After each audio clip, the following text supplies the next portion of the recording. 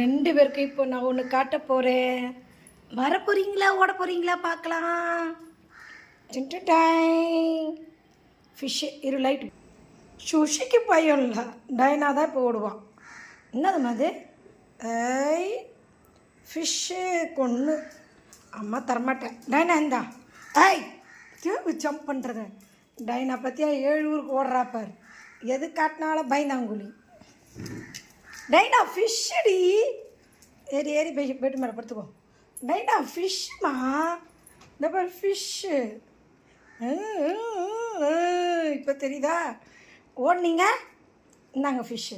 அத்தே ஐ ஐ இப்படி குத்துனண்ணா. ஃபிஷ்ஷெல்லாம் சாப்பிடக்கூடாது.